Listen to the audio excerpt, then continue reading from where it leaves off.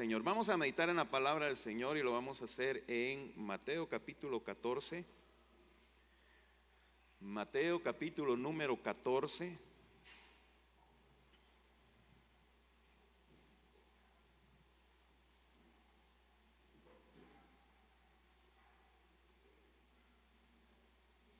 Mateo capítulo 14. Vamos a leer el versículo 22 en adelante. Mateo capítulo 14, versículo 22, y cuando lo tengan me pueden decir un fuerte amén. Amén.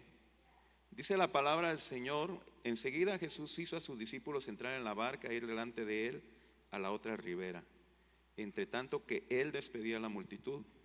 Despedida a la multitud, subió al monte a orar aparte, y cuando llegó la noche estaba allí solo. Y ya la barca estaba en medio del mar, azotada por las olas, porque el viento era contrario.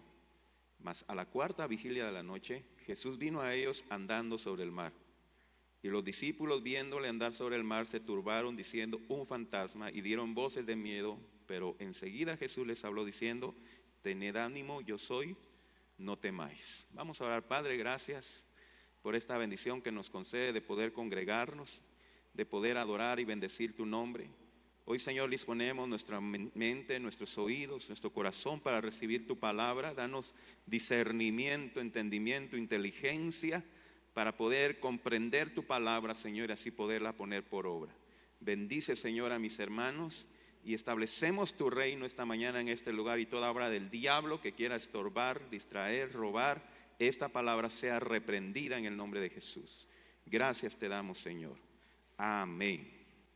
Tome su lugar, hermanos. Con la ayuda de Dios vamos a meditar en el tema titulado: con la obediencia viene la ayuda de Dios. ¿Cuántos lo pueden decir conmigo? Con la obediencia viene la ayuda de Dios. Ya conocemos este glorioso milagro de Jesús de caminar sobre el agua. Es un milagro que hasta la gente impía conoce, ¿verdad? Que Jesús caminó sobre las aguas. Sin embargo, en esta mañana queremos ver un aspecto diferente de este milagro, y ese aspecto es la obediencia de los discípulos. Jesús se había apartado a un lugar desierto para estar a solas, pero las multitudes lo encuentran. Cuando Jesús las ve, dice la Biblia que Él tiene compasión de ellos, porque los veía como ovejas sin pastor. Y ahí es donde vemos que, estando ellos en ese lugar desierto, pasa el tiempo, pasan las horas, y los discípulos se preguntan: ¿y qué van a comer? Y Jesús les dice: denle ustedes de comer. Pero en esa ocasión el Señor alimenta a una multitud de 5,000 hombres, sin contar mujeres y niños, multiplicando 5 panes y 2 peces. Y ese fue otro milagro glorioso. Pero cuando leemos en los 3 evangelios, en los 4 evangelios, esta historia, el apóstol Juan, el capítulo 6, que narra esa historia, nos dice que la gente quería hacer rey a Jesús, porque les había dado de comer, porque había multiplicado los panes y los peces. ¿Y quién no quiere un rey así, verdad? Que le dé comida gratis. Por eso muchos iban por la bolsa solidaria, ¿verdad, hermanos? Entonces Jesús, conociendo la intención de la gente, Él envía urgentemente a sus discípulos a regresar a la otra orilla, mientras Él no se sube a la barca con sus discípulos, sino que se va a un monte a orar. Y es aquí, hermanos, donde queremos, con la ayuda de Dios, entender por qué Jesús envía a sus discípulos y por qué Él se aparta a orar y no se va con sus discípulos, sino que los envía solo. Posiblemente los discípulos se preguntaron: ¿y el maestro por qué no viene con nosotros? ¿Y cómo le va a hacer para regresarse? Porque solo esta barca, de plano va a pedir jalón después. Pero bueno, ellos obedecieron. Pero cuando nosotros empezamos a leer el capítulo 14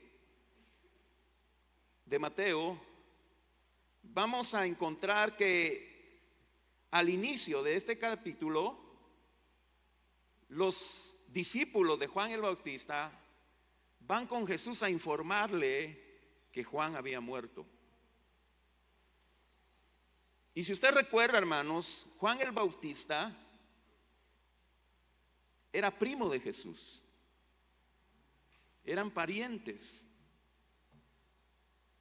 Y Juan el Bautista había sido ejecutado por Herodes. Usted también conoce la historia. Fue decapitado Juan el Bautista.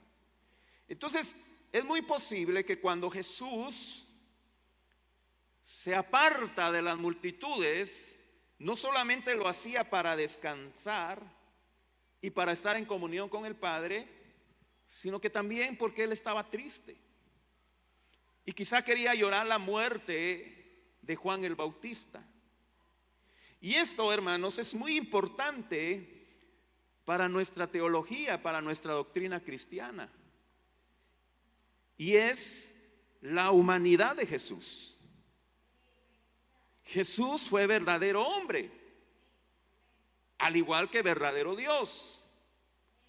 Entonces, por eso Hebreos capítulo 4, en el versículo 15 dice: porque no tenemos un sumo sacerdote que no pueda compadecerse de nuestras debilidades, sino uno que fue tentado en todo según nuestra semejanza, pero sin pecado. Jesús como hombre padeció todas las necesidades que nosotros como hombres sentimos, como seres humanos. Jesús tuvo hambre, Jesús tuvo sed, Jesús se cansó, Jesús tuvo frío, tuvo calor y también sintió dolor por la muerte de un pariente. Y por eso el escritor de Hebreos nos dice, parafraseando Hebreos 4:15, Jesús te entiende porque Él ha sufrido lo que tú has sufrido. Jesús nos entiende. Ahora, ¿por qué es importante para nosotros entender bien esto? Porque la encarnación del Dios hecho hombre es una de las doctrinas fundamentales de la iglesia. Y es importante, hermanos, porque la iglesia, a través de los siglos, desde los inicios de la iglesia, después de la muerte de los apóstoles, incluso antes, porque usted puede leer, por ejemplo, 1 Corintios capítulo 15, que el apóstol Pablo tiene que explicar la resurrección de Cristo, porque habían unos que no creían en la resurrección de Cristo. Entonces, durante todos los tiempos, la iglesia ha tenido que luchar contra falsas doctrinas. Una de las falsas doctrinas es la doctrina de unos que se llamaban los docetistas. Diga conmigo, docetistas. Los docetistas negaban la humanidad de Jesús. ¿Por qué los docetistas negaban la humanidad de Jesús? Porque hay una corriente filosófica que se llama el dualismo, el bien y el mal, y representaban que el mal es el cuerpo y el bien es el alma. Entonces la carne es mala, el espíritu es bueno. Entonces, teniendo yo la idea de que la carne es mala, el espíritu bueno, Jesús no pudo haberse encarnado como Dios en un cuerpo humano porque el cuerpo es malo. Entonces ellos negaban: no, Jesús no vino en carne. Eso era una ilusión. Jesús no pudo haber sido hombre porque la carne es mala. Él no pudo haber habitado en un cuerpo carnal porque la carne es mala. Entonces todos los padecimientos de Cristo fueron una pantomima. El que Jesús haya ayunado 40 días, eso fue una pantomima. Jesús no tuvo hambre. Los padecimientos en la cruz, no, Él no padeció porque Él era Dios. Era una máscara de humano que tenía el Dios. Y esa es una falsa doctrina que nosotros como cristianos tenemos que rechazar. Porque Jesús sí sufrió en la cruz. Jesús sí le dolieron los azotes en su espalda. A Jesús sí le dolió que le pusieran una corona de espinas. Jesús sufrió al cargar la cruz y su cuerpo debilitado, que intentó llevar la cruz al Gólgota, pero no soportó. Por eso Simón de Cirene tuvo que ayudarlo a cargar la cruz. Sí sucedió. Jesús sí sintió el dolor de los clavos en sus manos, en sus pies. Él sufrió, y cuando Jesús en la cruz dijo tengo sed, no lo dijo por broma. Jesús tenía sed. Entonces nosotros como iglesia rechazamos la doctrina de los docetistas. Y miren, hermanos, esto es bien tremendo, porque hace unas semanas atrás estaba como acompañante en la vela de un amigo, y la persona que estaba predicando precisamente estaba hablando de eso, que nosotros como cuerpo, esto es una ilusión, decía él. Este cuerpo que nosotros tenemos es un estuche, eso no tiene valor. Claro que tiene valor. ¿Sabe por qué? Porque la Biblia nos dice que así como Cristo resucitó en un cuerpo glorificado, nosotros también resucitaremos en un cuerpo glorificado. Este mismo cuerpo que nosotros tenemos va a ser glorificado. Entonces no podemos, si bien es cierto, los deseos de la carne pelean contra el espíritu, este cuerpo va a ser renovado. Entonces no podemos rechazar el cuerpo, como tampoco podemos rechazar o negar que Jesús vino como hombre. Otra de las doctrinas contrarias al docetismo, que se va al otro extremo, es el arrianismo. Los arrianos niegan que Jesús es Dios. Los docetistas niegan que Jesús fue hombre, y los arrianos niegan que Jesús es Dios. Son doctrinas falsas que son contrarias. Y esas falsas doctrinas, hermanos, persisten hoy en día. Como le dije a este hermano que estaba predicando respecto a esto, una doctrina con tintes docetistas. Y la doctrina arriana la encontramos con los testigos de Jehová, la encontramos con los mormones, que ellos niegan que Jesús es Dios, que la Biblia dice que Jesús es hijo de Dios y por lo tanto es criatura, no es Dios. Y son doctrinas que usted y yo tenemos que rechazar en el nombre de Jesús. La prueba de que Jesús es Dios hombre está en la Biblia, está en Filipenses capítulo 2, versículos 5 al 8.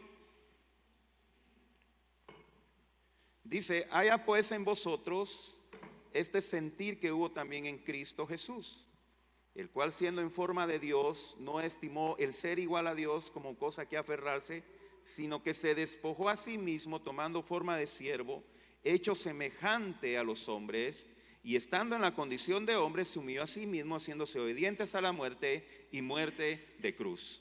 Entonces el apóstol Pablo aquí en Filipenses 2 nos está diciendo que Cristo es Dios,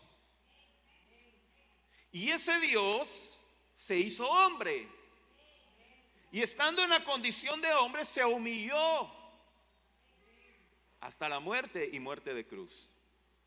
Entonces cuando vengan a sus pensamientos la idea de que Jesús cuando estuvo en la cruz, él siendo Dios, tuvo que hacer hecho su milagrito para soportar el dolor. No, hermanos. La deidad de Cristo y la humanidad de Cristo coexistieron juntas, pero sin interferir una de la otra. O sea, Jesús sufrió la cruz como hombre, pero aún así era Dios. Pero sufrió los dolores como hombre. Es cosa difícil de entender, hermanos. Es un misterio, pero es una de las doctrinas fundamentales para nosotros en la iglesia. Jesús como hombre padeció como todos nosotros padeciéramos, sin que esa naturaleza divina interviniera para disminuir su padecimiento. La naturaleza divina de Jesús no intervino para disminuir su dolor. Eso lo tenemos que tener bien claro. Se lo digo en palabras sencillas para que lo entendamos todos. Jesús no hizo trampa. Amén. Los dolores que sufrió Jesús fueron dolores reales. Por lo tanto, Él nos entiende cuando nosotros sufrimos. Él nos entiende cuando nosotros padecemos dolor. Él sabe por lo que estamos pasando, pero ¿sabe cuál es lo más glorioso? Que Él puede ayudarnos. ¿Cuántos dan gloria a Dios, al Señor, en esta mañana?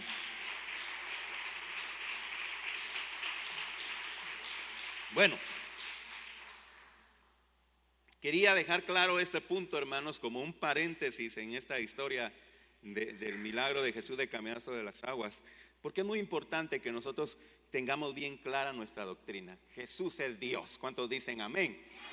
Y Jesús fue verdadero hombre. ¿Cuántos dicen amén? Así que cuando vengan ahí con filosofías, como dice el apóstol, de huecas sutilezas, no les hagamos casos, hermanos. Jesús es Dios y Jesús fue hombre. Amén. Entonces, volviendo a la historia, nos dice el versículo 22: enseguida Jesús hizo a sus discípulos entrar en la barca e ir delante de él a la otra ribera, entre tanto que él despedía a la multitud. Cuando leemos el versículo 22 así de pasada, nos vamos a perder un análisis muy importante, hermanos.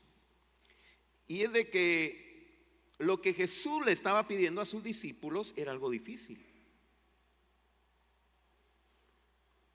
Y le voy a decir por qué.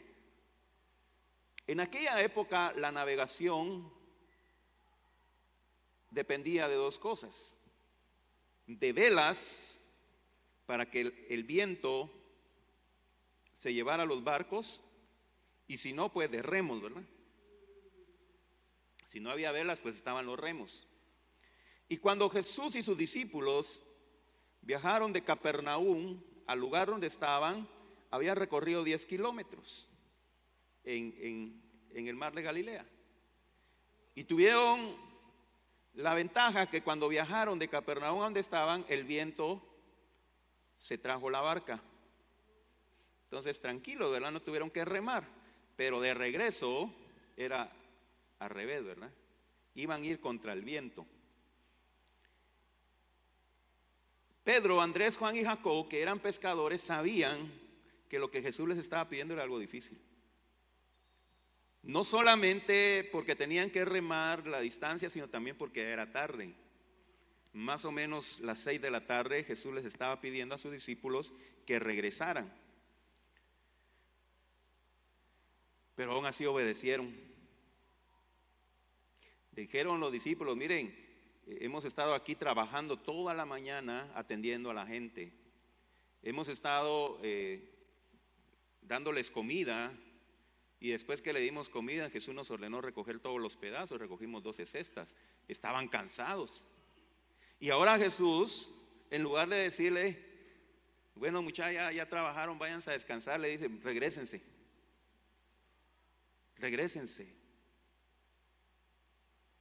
Y los pescadores experimentados quizás se quedaron viendo: ¿cómo así que nos regresemos? Pero si vamos a ir contra el viento y nos va a tocar que remar 10 kilómetros. Pero aún así obedecieron.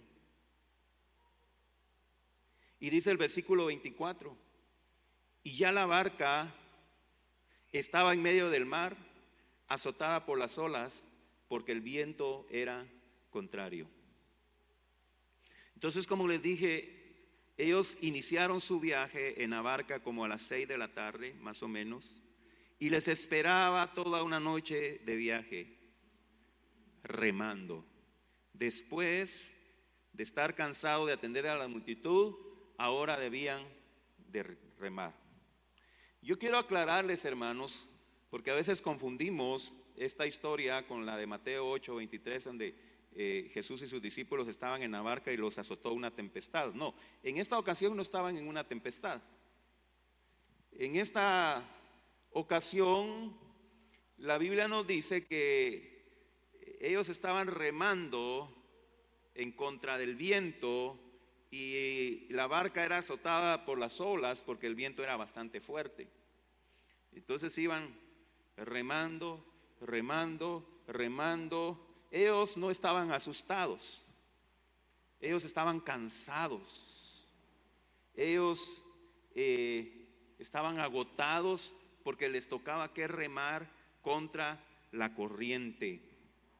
¿Y sabe qué es lo glorioso, hermanos? Y espero que usted en esta mañana lo entienda. A pesar del arduo trabajo que les esperaba, a pesar de saber que les esperaba un arduo trabajo, ellos obedecieron a Jesús. En un momento, porque si hubieran renegado, la Biblia no lo hubiera hecho, en ningún momento renegaron. En ningún momento le dijeron a Jesús: Señor, pues que estamos cansados, ¿por qué nos pides eso?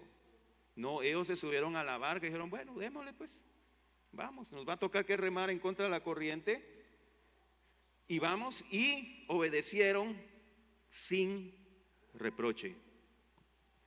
Y sabe, hermanos, cuando el Señor nos llama a nosotros a servirle, no esperemos que las cosas sean fáciles. Quizá alguno tenga algún sueño de ser un instrumento útil en las manos del Señor, y que cuando se pare a predicar, cuando se pare a servir al Señor, pues sucedan cosas gloriosas. Que cuando vaya a predicar lleguen multitudes. Cómo me gustaría que cuando yo predicara llegaran multitudes y que yo pusiera las manos sobre los enfermos y sanaran, y que todo muy bonito, como navegar con el viento, ¿verdad? Que las velas de la barca las guíe el viento. Pero no, hermanos, no sucede así. Nos toca que remar. Y a veces nos enfrentamos en el misterio a cosas difíciles. Y a veces nos toca como Jeremías, que Dios le llama a Jeremías y le dice: Jeremías, yo te voy a mandar a predicar a un pueblo que cuando les prediques no te van a escuchar. Y te voy a mandar a predicar a un pueblo que cuando prediques te van a querer matar. Pero no tengas pena, no te van a poder hacer daño, le dice Dios. Entonces más adelante viene Jeremías y se pone a llorar y dice: Señor, ya no quiero el ministerio, es muy difícil, no me escuchan, las cosas no salen como yo quiero. ¿Sabes qué, Señor? Yo renuncio, le dice Jeremías a Dios. Pero el mismo Jeremías dice: después me sedujiste, Jehová, fui seducido, fuiste más fuerte que yo y me venciste. No esperemos, hermanos, que las cosas salgan como nosotros queramos. Nos va a tocar que es remar contra la corriente, y va a ser difícil. Las cosas no salen fácil. Quizá alguien está en el liderazgo y diga: ay, cómo es difícil la célula, qué difícil, la gente no quiere. Le toca que remar contra corriente. Porque mire, si las cosas fueran fáciles, quizá hasta ni necesidad de predicar tuviéramos, que la gente solita viniera a Dios. Pero no, hermanos, la gente no quiere escuchar. Vemos por ejemplo a Noé, 100 años predicándole a la gente: arrepiéntanse, viene un diluvio. ¿Y cuántas almas ganó Noé? Hagamos cuentas. ¿Sabe cuál es el resultado? Ni una, ni un alma.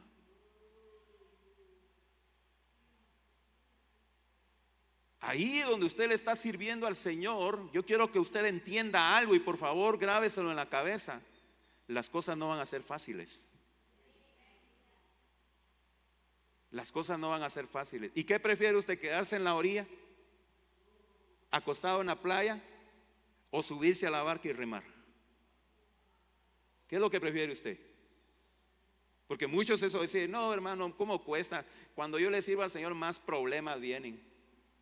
Cuando yo le sirvo al Señor, más dificultades. Mejor me quedo aquí en la playa, tomándome mi coco. Y nos toca llorar, y nos toca sufrir, y nos toca que aguantar las habladas de la gente. Pero vamos a remar. ¿Cuántos quieren remar conmigo?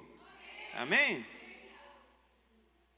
El Señor nos dice en Mateo 11, versículo 29 y 30: llevad mi yugo sobre vosotros. ¿Ya se dio cuenta de lo que dice el Señor? Llevad mi yugo sobre vosotros y aprended de mí, que soy manso y humilde de corazón, y haréis descanso para vuestras almas, porque mi yugo es fácil y ligera mi carga. El Señor no le está diciendo que cuando usted pase va a suceder lo que pasaba cuando caminaba Pedro, que solo con su sombra la gente sanaba. No, hermano, no va a pasar así. No va a pasar así. No va a pasar como la Biblia dice que cuando Pablo oraba por los enfermos llevaban los lienzos, dice, y Pablo ponía las manos sobre ellos y eran sanados. Posiblemente más adelante va a suceder, pero al principio no va a pasar así, hermano. Le va a tocar que remar. Le va a tocar que pagar un precio. Le va a tocar que poner la espalda. No es fácil. Pero mire, hermano, la obediencia, a pesar de la dificultad, producirá fruto. Fruto que traiga satisfacción, fruto agradable. Y obedecer es más conveniente que desobedecer y quedarnos sin hacer nada. Le conviene más obedecer, aunque sea difícil. Yo no sé si usted me está entendiendo esta mañana. Dígame un amén. Gloria al Señor.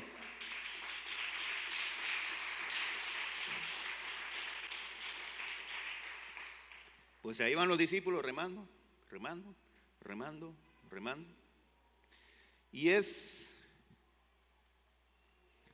aún más tremendo lo que dice el versículo 25. Dice: mas a la cuarta vigilia de la noche, Jesús vino a ellos andando sobre el mar.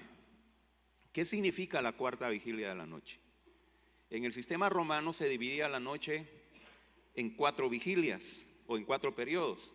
La primera vigilia era de 6 a 9, de 6 de la tarde a 9 de la noche. La segunda vigilia era de 9 de la noche a las 12 de la noche, a medianoche. La tercera vigilia era de las 12 de la noche a las 3 de la mañana.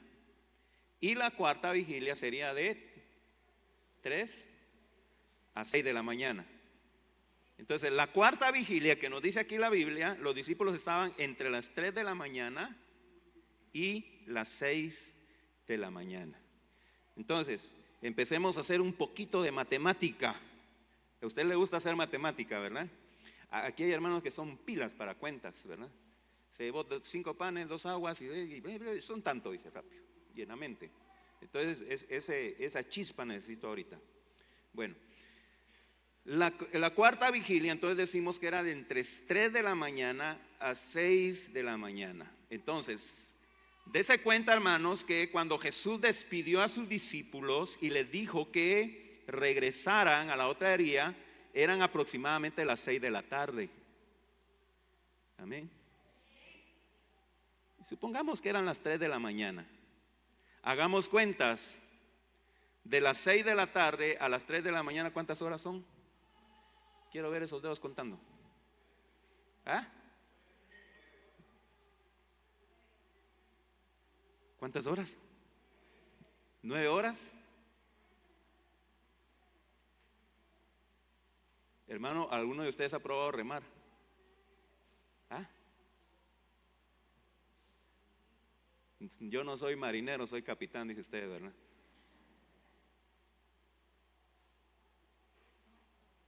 Yo no sé si usted ha probado remar, hermano, pero para los que no estamos acostumbrados, es duro. 9 horas remando. Aproximadamente, ¿verdad? Ahora, en la misma historia, en Juan capítulo 6, Juan nos dice que habían remado entre 25 y 30 estadios. Y haciendo la conversión, hermanos, es aproximadamente 5 kilómetros. ¿Se recuerda que yo les dije a un principio cuánto había de distancia entre Capernaum y donde ellos estaban? Ese hermano es pilas, hombre, donde hay una estrellita para su frente. 10 kilómetros. Y habían remado en 9 horas 5 kilómetros. Les iban por la mitad. Y es importante que consideremos eso, hermanos, porque en las condiciones que ellos estaban remando, salieron a las 6 de la mañana y la cuarta vigilia de la noche eran aproximadamente las 3 de la mañana. Estamos tomando las 3 de la mañana porque eran entre 3 y 6. No sabemos si eran las 3 o las 4 o las 5 o las 6. Estamos considerando las 3. Entonces ellos en 9 horas remando habían avanzado medio camino. ¿Qué significa eso, hermanos? Que todavía les faltaban 9 horas más para llegar a la orilla. ¿Estamos considerando eso, hermanos? Dígame que si no es difícil, dígame que si no es agotador, no solamente física, sino mentalmente. Pero la Biblia no nos dice que los discípulos estaban renegando. El Señor sí, hoy sí se equivocó el Señor. ¿Cómo nos manda? ¿Cómo nos manda a remar? Yo ya me cansé, ya me dolieron los hombros y cansado. Remen ustedes, ya no quiero nada, renuncio. No, hermanos, ellos seguían remando en contra de la corriente. Las olas movían la barca y tenían que seguir avanzando. El viento les golpeaba y ellos seguían avanzando. No había mucho avance, no había mucho fruto. Saben, hermanos, muchas veces predicamos nosotros de victoria, y gloria a Dios, hay victoria en Cristo Jesús. Pero también tenemos que predicar que hay adversidades. También tenemos que predicar que muchas veces nos vamos a sentir decepcionados.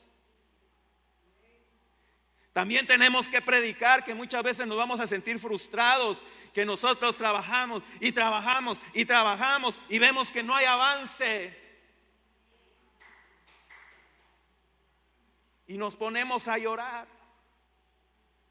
¿Qué es lo que pasa, Señor? Yo te sirvo con todo mi corazón y mira, más problemas, Padre. No, ¿qué hago?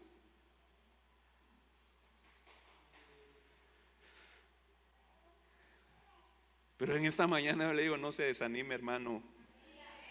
Siga avanzando. Aunque la situación parezca difícil, siga avanzando. Siga perseverando. No desmaye. No tire la toalla. 1 Corintios 15:58 nos dice: así que, hermanos míos amados, estad firmes, constantes, creciendo en la obra del Señor siempre, sabiendo que vuestro trabajo en el Señor no es en vano. Gloria al Señor.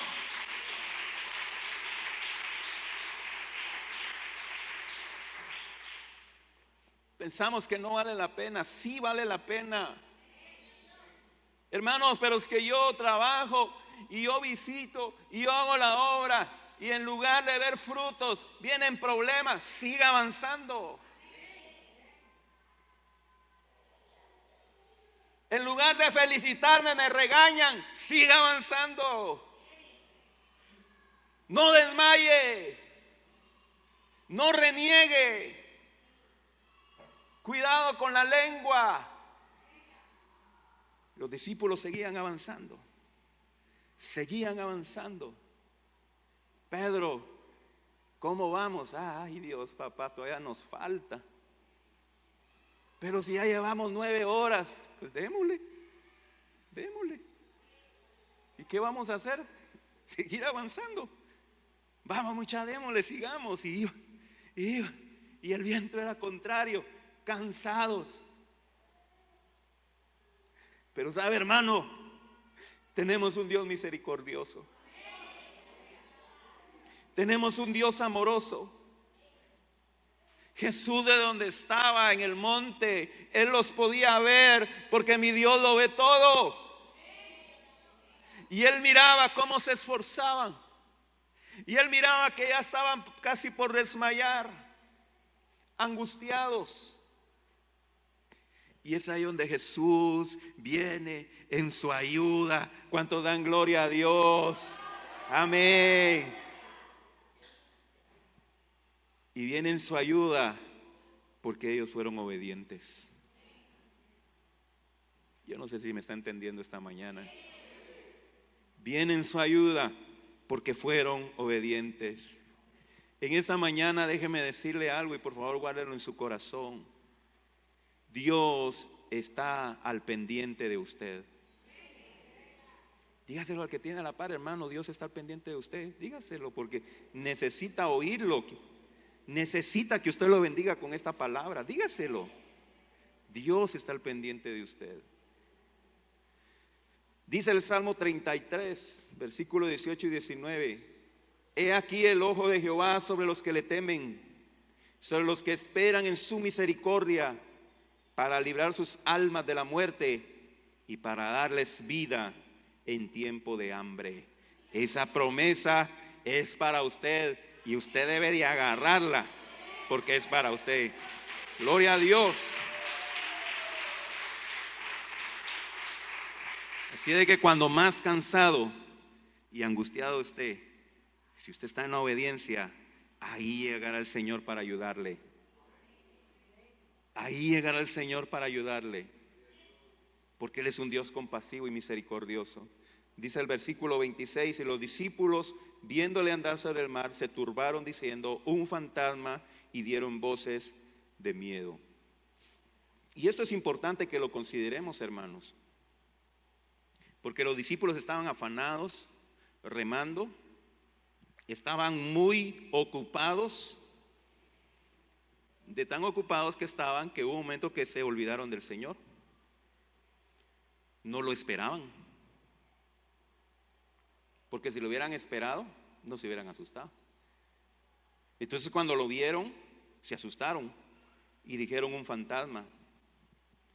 Y eso es importante que lo consideremos, porque aunque estemos nosotros muy ocupados, hermanos, no descuidemos nuestra relación con Dios. No descuidemos nuestra comunión con Dios, porque si no, no lo vamos a conocer cuando Él se manifieste a nosotros. Y nos vamos a asustar y vamos a decir: un fantasma, como dijeron los discípulos. No es pretexto el que estemos muy ocupados para descuidar nuestra comunión con Dios. Ese no es pretexto. Tenemos que esforzarnos. Hermano, pero si yo me levanto bien temprano para ir a trabajar, levántese más temprano para orar. Gracias por ese amén. Hermano, pero yo me acuesto tarde. Dedíquele unos minutos a la oración. Dedíquele unos minutos a la lectura de la palabra de Dios. No descuide su comunión con Dios. No es pretexto el que estemos muy ocupados para descuidar nuestra comunión con Dios. Aprendamos de la experiencia de los discípulos. Aprendamos a depender del Señor. Posiblemente alguien esté atravesando, de los que están aquí, esté atravesando una situación difícil y que piensa que en sus propias fuerzas no lo va a lograr. Pero el Señor sabe que no es así y Él viene a ayudarle. Piensa en el Señor. Tenga comunión con el Señor, para que cuando Él venga no sea sorprendido como los discípulos. Siempre tenga en su mente al Señor. Dice aquel corito: mi pensamiento eres tú, Señor. Mi pensamiento eres tú. Porque tú me has dado la vida, porque tú me has dado existir, porque tú me has dado cariño, me has dado amor. Yo quiero finalizar ya, hermanos, con un punto final que vemos en este milagro. En el versículo 27 dice: pero enseguida Jesús les habló diciendo: tened ánimo, yo soy, no temáis. Y esta palabra el Señor se la está diciendo a alguien en esta mañana: tened ánimo, yo soy, no temáis. Tened ánimo, yo soy, dice el Señor, no temáis. Es interesante, hermanos, que antes de calmar el Señor el fuerte viento, porque el Señor calmó el fuerte viento, pero antes de calmar el fuerte viento, Jesús les dio palabra de ánimo. Jesús les dio ánimo en medio de la adversidad. Amén. Jesús le dio descanso antes de calmar los vientos. No fue inmediatamente que Jesús apareció y ¡pum!, se calmó todo. No, Él estaba caminando sobre el mar con los fuertes vientos. Y eso le dice: Pedro, si eres tú, Señor, permite que vaya a ti. Y Jesús le dice: ven. Pero todavía estaba el fuerte viento, no se había calmado. Pedro se baja de la barca, empieza a caminar por el mar, pero tuvo miedo cuando vio las olas. No se había calmado el fuerte viento, aún estaba la adversidad. Y porque no se había calmado el fuerte viento fue que Pedro tuvo miedo y empezó a hundirse. Y eso, hermanos, tiene que enseñarnos que no importa si la adversidad aún persiste, con que el Señor Jesús esté con nosotros nos basta. Amén. Guardemos eso en nuestro corazón, porque muchas veces queremos que todo se solucione mágicamente. Señor, hace un milagro y que todo se solucione mágicamente. No se va a solucionar todo mágicamente, hermanos. Pero tengan la seguridad que en medio de la adversidad ahí está el Señor con nosotros, dándonos ánimo. Cuando Pablo en 2 Corintios capítulo 12 le dice al Señor: Señor, quítame este aguijón en la carne, el Señor le dice: Pablo, bástate de mi gracia. No le quitó el aguijón, pero el Señor le dice: yo estoy contigo. Ahí en el aguijón yo estoy contigo. Quiero que veamos, hermanos, a los amigos de Daniel. Jesús no evitó que fueran lanzados al horno de fuego, pero estaba con ellos en medio del fuego. ¿Cuántos dan gloria a Dios por eso? Amén.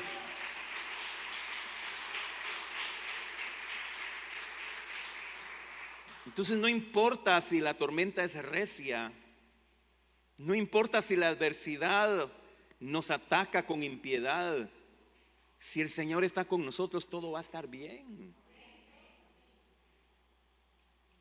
Pero obviamente llega el momento en que el Señor calma los vientos. Llega el momento, no fue inmediatamente. Sucedieron otros eventos antes de que Jesús calmara los vientos.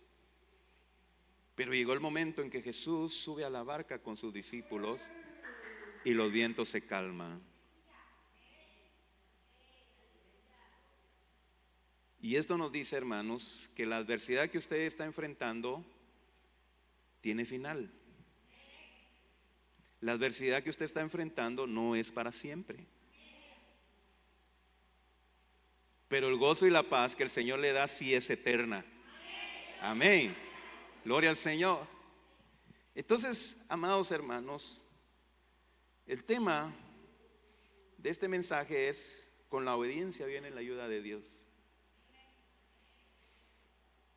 El apóstol Pedro nos dice: ¿qué mérito tienen si ustedes sufren por haber pecado? Así dice Pedro, ¿verdad? ¿Qué mérito tienen si ustedes sufren si han pecado?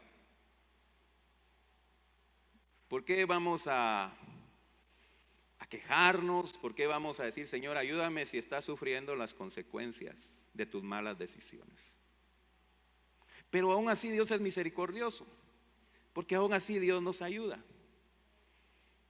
Es como aquel niño que le dice a la mamá: mira, no juegues con los fósforos que te vas a quemar. Pero el niño, en un descuido, agarra los fósforos y pum, se quema.